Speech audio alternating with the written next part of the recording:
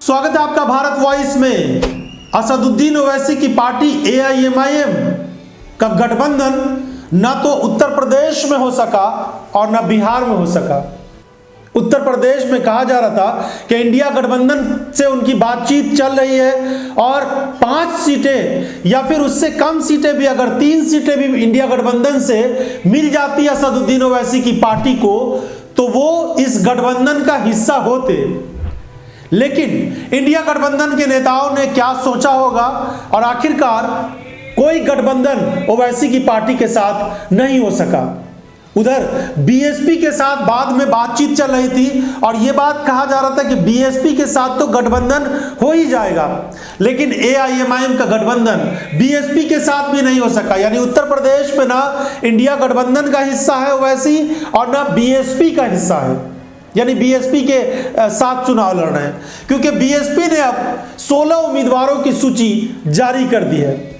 और सबसे अचंभित बात यह है कि 16 में से 7 उम्मीदवार मुस्लिम हैं। अब सोचिए मायावती आखिर इन मुस्लिम उम्मीदवारों को उतार करके क्या संदेश देना चाहती हैं, लेकिन ये बात भी तय है और आने वाले दिनों में भी जो उत्तर प्रदेश में सूची आएगी, जो लिस्ट आ रही है बीएसपी की, उसमें ज़्यादातर कैंडिडेट मुस्लिम ही होंगे।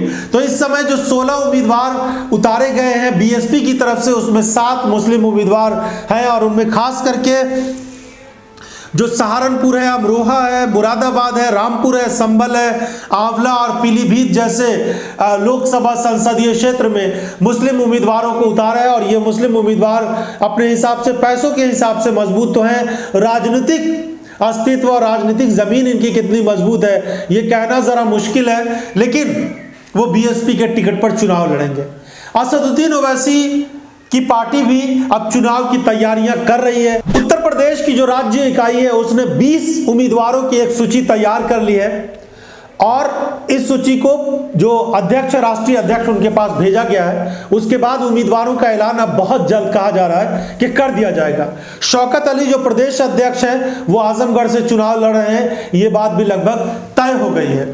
रामपुर से अखिलेश यादव चुनाव लड़ सकते हैं, तो उनके सामने कौन सा उम्मीदवार होगा एआईएमआईएम का, यह भी देखना बहुत दिलचस्प होगा कि क्या अखिलेश यादव के सामने भी असदुद्दीन ओवैसी अपने उम्मीदवार खड़े कर देते हैं।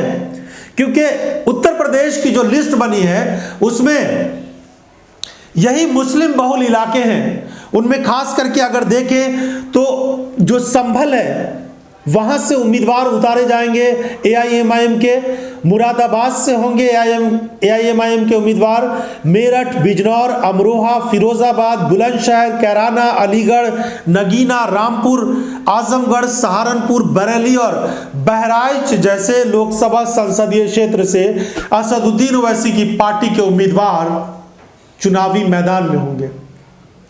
तो क्या एक तरफ बीएसपी के मुस्लिम उम्मीदवार, दूसरी तरफ असदुद्दीन ओवैसी की पार्टी एआईएमआईएम के मुस्लिम उम्मीदवार, क्या इससे इंडिया गठबंधन को कोई बड़ा नुकसान तो नहीं हो सकता है।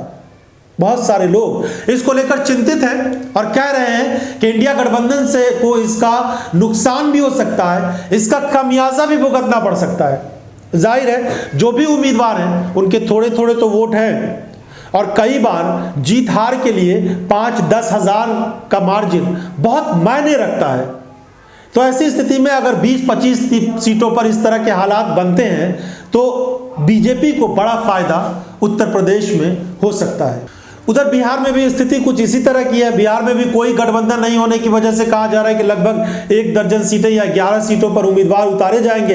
किशनगंज की सीट पर पहले ही अख्तरुल ईमान जो प्रदेश अध्यक्ष है उनको उतारा जा चुका है, उनके नाम का ऐलान हो चुका है। सूची आएगी, उस लिस्ट में फिर इनका नाम होगा।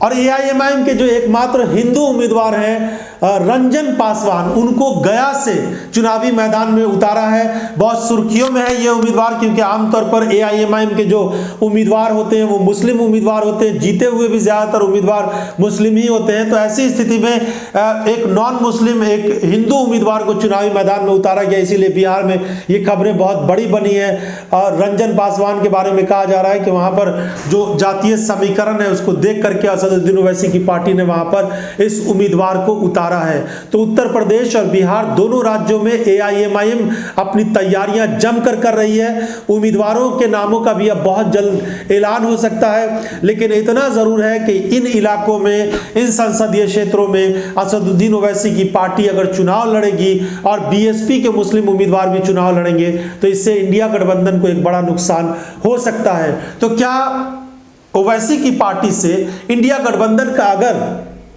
अलायंस हो जाता और बिहार में 1-2 सीटें और उत्तर प्रदेश में 3-4 सीटें अगर दे दी जाती, तो क्या ऐसा नहीं था कि ओवैसी की पार्टी भी इसमें रहती?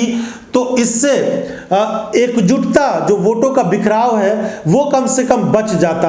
आप अपनी राय इस पर जरूर दीजिए, क्योंकि बहुत सारे लोग कह रहे हैं, बहुत सारे लोग ये कहते हुए नजर आए कि आखिर छोटी छोटी पार्टियों को इंडिया अलायंस में लाया जा रहा है, या फिर भारतीय जनता पार्टी जो अपने आप को बड़ी पार्टी कहती है इस देश दुनिया की, उस पार्टी में भी छोटी छोटी पार्टियों को जगह दी जा रही है। तो एआईएमआईएम को इंडिया गठबंधन में लाने से क्या नुकसान हो जाता? क्या इससे वोट बैंक पर असर पड़ता या फिर कोई और दूसरा नुकसान होता? आप अपनी राय जरूर दीजिए कि क्या असदुद्दीन ओवैसी की पार्टी को इंडिया गठबंधन में शामिल करना चाहिए और उत्तर प्रदेश और बिहार दोनों राज्यों में करना चाहिए?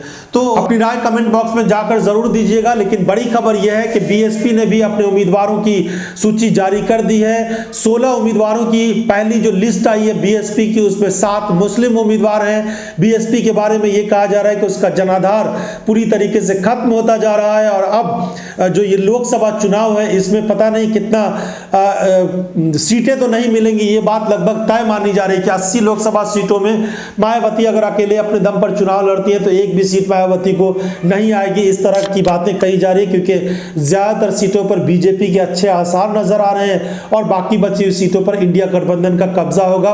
इस बार इंडिया गठबंधन भी मजबूती से चुनाव लड़ता हुआ नजर आ रहा है। जो जातीय समीकरण उत्तर प्रदेश में बना है वो बहुत मजबूत बना हुआ है और इस समय जो इलेक्टोरल बॉन्ड जैसे मुद्दे हैं या अरविंद केजरीवाल की गिरफ्तारी का मुद्दा है, केंद्रीय एजेंसियों को अपने कब्जे में लेकर विपक्षी पार्टियों पर शिकंजा कसने का मामला हो, या फिर उत्तर प्रदेश में पेपर लीक का मामला हो, या फिर युवाओं की बेरोजगारी का मामला हो, लॉ एंड ऑर्डर का मामला हो, इस तरह की तमाम चीजें बीजेपी का पीछा छोड़ती हुई नजर नहीं आ रही। कि 10 साल में नरेंद्र मोदी की सरकार ने भारत के जो युवाओं का जो डेमोग्राफिक डिविडेंड पूरे विश्व में हमारे पास है, उनका मुकद्दर बेरोजगारी क्यों बना दिया?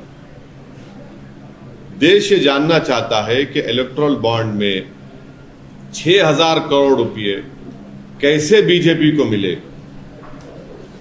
और इसका इस्तेमाल कैसे हुआ। देश ये जानना चाहता है कि जिन्होंने आपको दिया है, आपने उनको क्या क्या नहीं दे दिया है। हाँ, आपने एक बॉन्ड उनको दिया तो आपने उन पर एक बार नहीं कई चीजें उन पर वार दी आपने। तो ये देश जानना चाहता है कि 2000 स्क्वायर किलोमीटर 56 इंच का सीना रखने वाले प्रधानमंत्री चीन को क्यों छोड़ दिए जमीन? वो या बताना पड़ेगा उनको। भाई बीजेपी के पास जो 6000 करोड़ रुपए आए हैं वो तो मिनिस्ट्री ऑफ सोशल जस्टिस का पूरा बजट है, मालूम आपको? 6000 करोड़ बीजेपी के पास है और देश के नौजवान की जेब फटी हुई है।